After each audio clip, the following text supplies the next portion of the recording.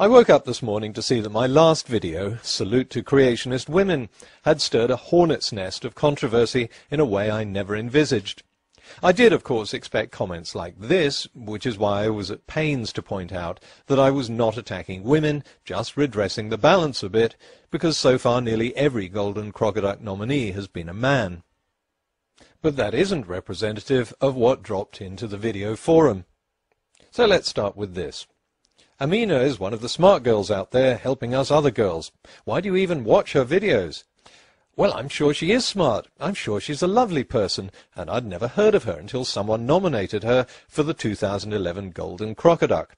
I watch all the videos that are nominated, and it struck me that this is only the second female nominee we've ever had. Since this is such a rare event, I thought it worth looking at other creationist women, and that's where the idea of a salute to creationist women came up. The fact that Amanakin was a Muslim never even occurred to me when I began a rebuttal of her nonsensical scientific lecture. And it wouldn't have mattered anyway. Bad science is bad science, whether it comes from Muslims, Christians, Jews, flat earthers, expanding earthers, Republicans or Democrats. I simply laid into her unscientific claptrap in exactly the same way as I've laid into every other creationist preacher who misrepresents science in the public. Basically, his theories had something to do with this idea that man became more and more intelligent, and as man did so, as man evolved, man became whiter and whiter. To me, the fact that she was a woman or a Muslim makes absolutely no difference. Why should it? But a lot of people who clearly didn't watch the video immediately began to foam at the mouth. You f***ing intolerant arsehole! How dare you make fun of an innocent girl just because she has her opinions and you don't agree? I don't see the point of this video. Oh, you're so awesome because you made fun of a girl on the internet. Well, then you wouldn't see the point of any of my videos on Golden Crocodile nominees because I'm an equal opportunity scoffer. For the last 5 years, I've been making fun of creationist men. Grady, you're obviously able to look at the pictures from these scientific papers, but for some reason you can't read the captions. The problem the evolutionists have, though, folks, if we extrapolate backwards just to 20,000 years ago. How long? 20,000 years ago. 20 million? Not 20 million. 20 billion? Not 20 billion. 20,000 years ago, the heat produced by the magnetic field would have liquefied the Earth. Get the fuck out of here. That's just 20,000 years ago. And 1 million years ago, folks, get this, the magnetic field would have been so strong, it would have vaporized our planet. Vaporize the planet? Now, I had to think long and hard about this, because even for a creationist theory, this is nuts. So you think by now that Andy would get it? Nah. Where did the chemicals come from?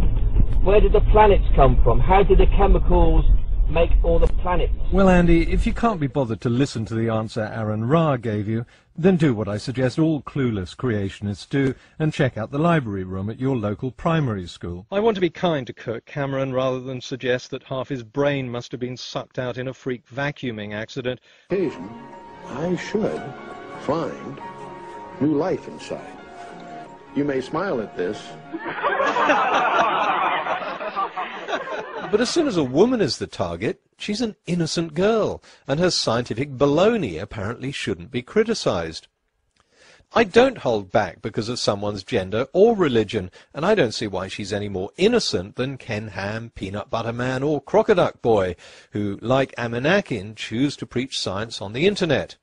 Amanakin is an intelligent, thinking adult who chose, of her own free will, to publicly post a video teaching people that Darwin's theory is something about humans getting whiter as they became more intelligent.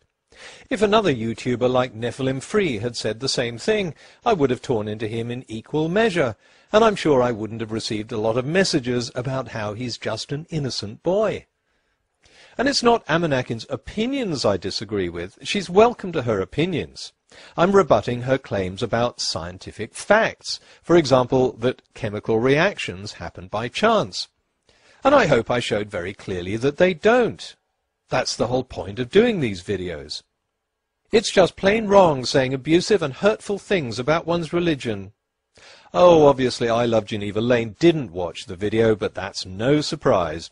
Nothing in the video said anything abusive or hurtful about Islam, just as none of my other videos say anything hurtful or abusive about Christianity. What I go after are misleading scientific claims and the preachers who teach them. The only time I mentioned Islam in the video was to make the point that if I wanted to learn about the history of Islam, I wouldn't reference just one book that set out to show that the religion was nonsense, and I'm sure Muslims would agree. We're allowed to believe whatever we want. I suggest the whiners watch the video before commenting, because you're beginning to sound a bit stupid. If you watched it, maybe you would have heard this. Of course, you can say that at the beginning of time, an invisible being dictated that this is how atoms should interact. Believe what you like, but the fact is that this is how chemicals do interact. Now, I really don't care what you believe. If you want to believe a deity made the universe, that's fine.